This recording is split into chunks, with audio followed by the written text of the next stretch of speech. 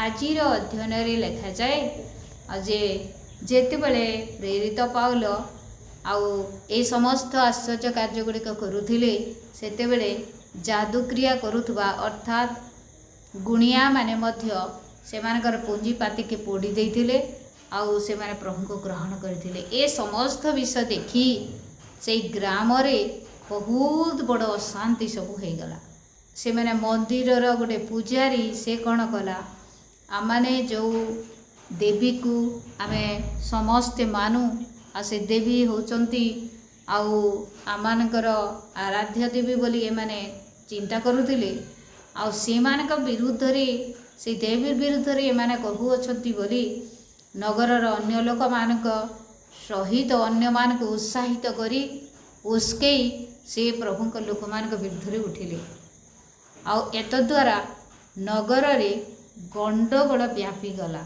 बहुत बड़ गंडगोल एते लोक आसिक जमा हो गले जे केते लोक जान नथिले कौन पाई जगार गंडगोल होउछि बोली कौन पाई लोक माने जमा हेछंती बोली हेले जनक द्वारा ये समस्त विषय घटिला।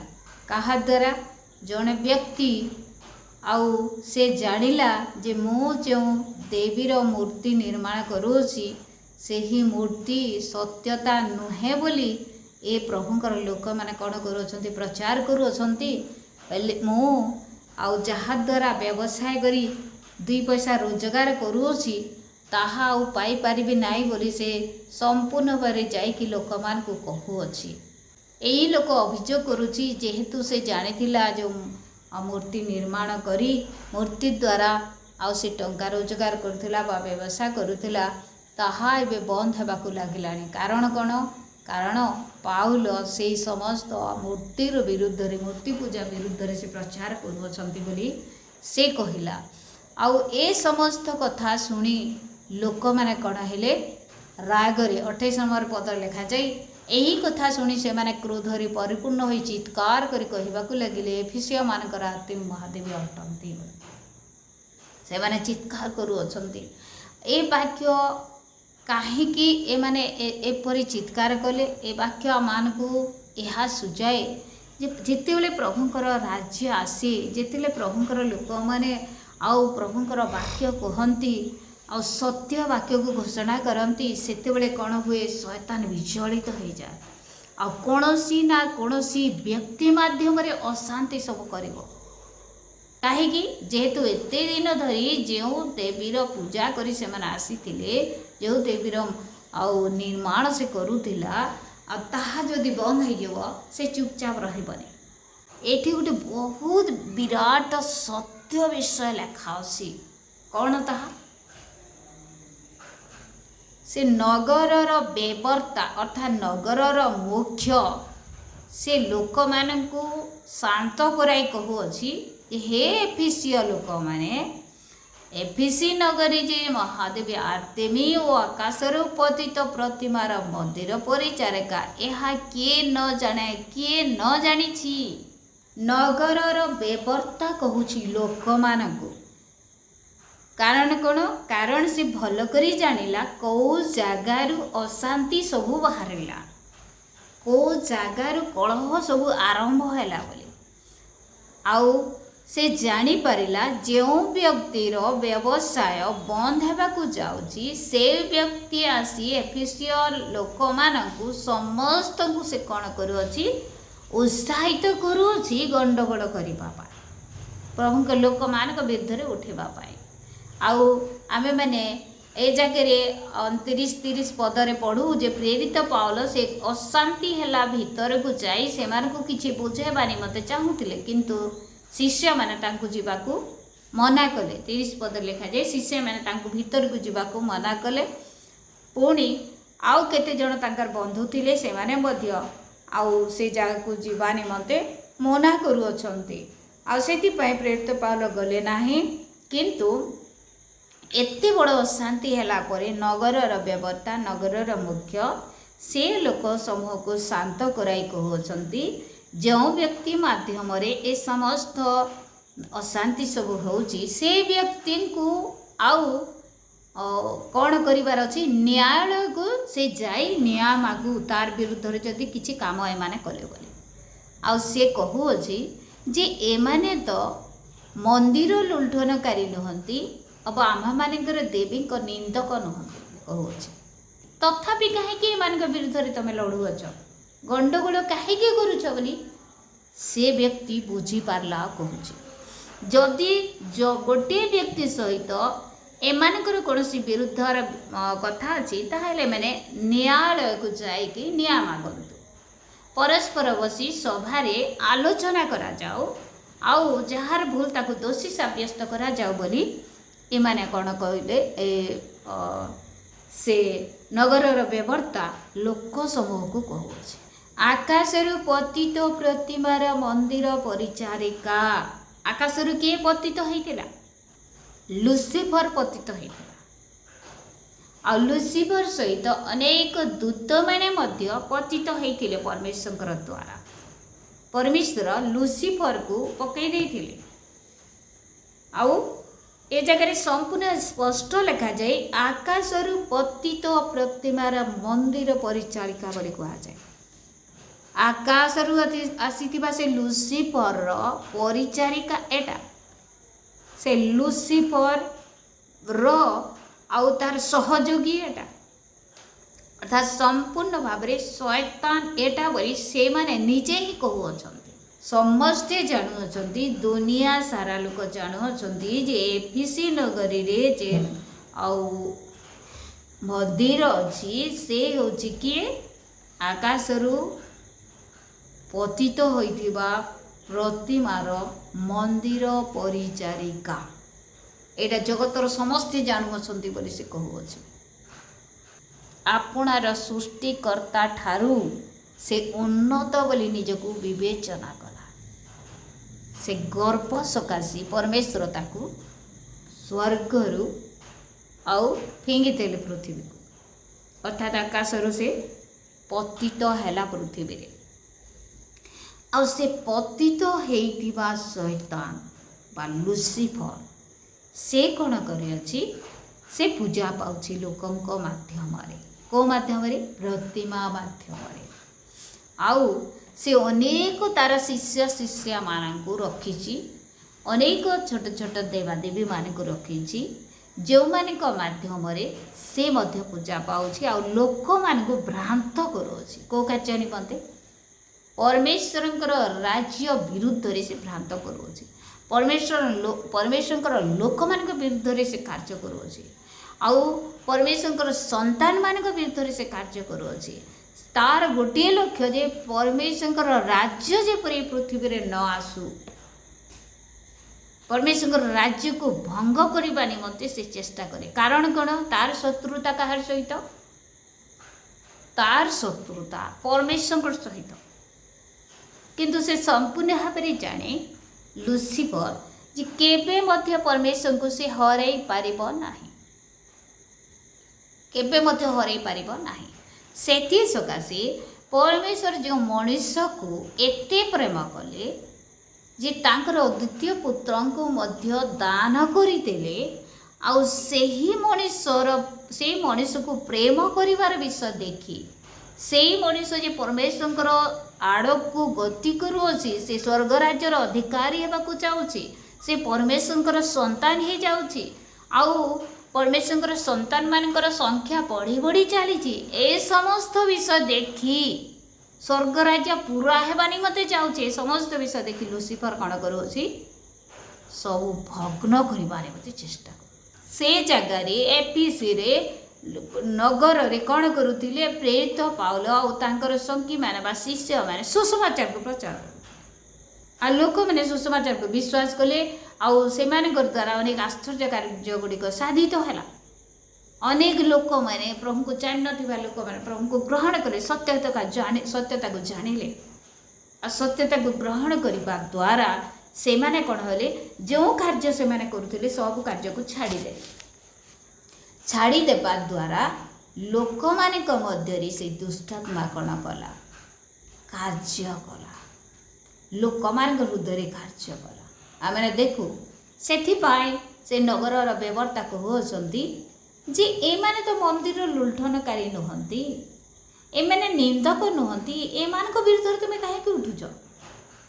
जदि जन व्यक्तिर से विरुद्ध किसी कथा अच्छी ताहले से न्यायालय को जाओ कि कौन सभा डकई से जगार आउ मीमांसा करा जाओ। कहीं नगर जाक लोक उठुच से विरुद्ध बोली से कहूँ। सत्य जानिला परे कौन हुए? जोहन 17 पर्व 17 पदरी लिखा जाए, सत्य द्वारा सेमानंकु पवित्र कर, तुम्बर वाक्य तो सत्य। सत्य द्वारा सेमानंकु पवित्र कर, तुमर वाक्य तो सत्य। किए कहउछन्ति एटा? प्रभु जीशु निजे कहउछन्ति। सत्य द्वारा सेमानंकु पवित्र कर, तुमर वाक्य तो सत्य। कहा द्वारा? आमे जानिछु जीशुंका रक्त द्वारा आमे पवित्रीकृत होइछु। वाक्य द्वारा मध्य आमे प्रक्षालन होई पवित्रीकृत हेबा कथा। आउ सत्य द्वारा वाक्य लिखा जाए, प्रभु जीशु कहले मो पथ सत्य और जीवन। सत्य किए? सत्य प्रभु जीशु ख्रीष्ट द्वारा। सत्य किए? सत्य ऐसे वाक्य। आउ ए वाक्य द्वारा आमको पवित्रीकृत हेबाकु हबो। आउ तुमर वाक्य तो सत्य बोली प्रभु जीशु ख्रीष्ट पिता को कहउछन्ति। तुम्हें जो वाक्य कह ताहा तो सत्य बोली। आ से सत्य वाक्य को नहीं प्रेरित पाउल आउ तांकर शिष्य आउ तांकर संगी माने बा शिष्य माने से माने आउ नगर रे आउ घोषणा करुतिले जे ए समस्त विषय सत्य बोली। प्रभु जीशु ख्रीष्ट सत्य बोली। प्रभु जीशुଙ୍କର କାର୍ଯ୍ୟ सत्य बोली। आउ प्रभु जीशु जी तिने मले एटा सत्य बोले। प्रभु जीशु मृत्यु को जय कर उठिले एटा सत्य बोले। आउ से पुनरुत्थित होई स्वर्गारोहण करियछन्ति एटा सत्य बोली। पुणे से गोटे दिन विचार करबा निमते जगत को आसुअछन्ति एटा सत्य बोले। जेतले से माने घोषणा करूअछन्ति, मिथ्या कण कला तार विपरीत कार्य कला।